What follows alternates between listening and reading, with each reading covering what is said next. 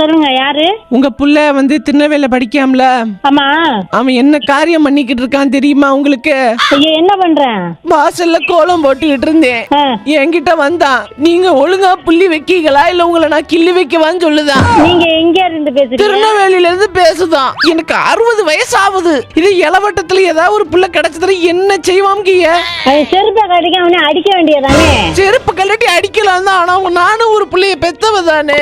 உனக்கு வயசு என்னடா அந்த வார்த்தை கேக்குற அப்படின்னு நீங்க அடிச்சு இருக்கான. நான் அதுக்கெல்லாம் ஒண்ணு தப்பு சொல்ல மாட்டேன். அவனை இதுக்கிட்ட நான் படிக்க வைக்கிறேன்னா என்னத்த சொல்லுதுன்னு எனக்கும் தெரியல. பாத்துக்கிடுங்க. மானம் கட்ட அப்படியே அத்தன் புத்தி அப்படியே இருக்கும் போல காமநாட்டுக்கு. மானம் கட்டுப்பட்டு வைங்க. நான் செருப்பை கடிச்சு ஒரு நிமிஷம் இருங்க அம்மா. அக்கா அக்கா அத என்ன இதெல்லாம் விளையாட்டாயா? யார் என்ன சொல்ல நம்புறதாயா? அப்படிலாம் இல்ல. அவன் நேரம் வரைக்கும் இந்த மாதிரி தப்பானது இந்த ஊருக்குள்ள இருந்திருக்கேன். அந்த மாதிரி பேசுனது இல்ல. அப்ப நான் சொல்லும் போதே சொல்ல வேண்டியதானே என் புள்ள அப்படி பண்ணிருக்க மாட்டான்னு. எல்லாம் கழுவி ஊத்துனதுக்கு அப்புறம் இப்படி சொல்றீங்களே, நான் என்னத்த சொல்றது? பாவம் அந்த பையன்.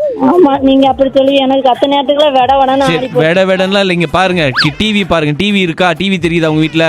ஆதித்யா பாருங்க, சிரிச்சுட்டே இருங்க. சொல்லுங்க. எங்க வீட்டுல டிவி எல்லாம் இல்லையா?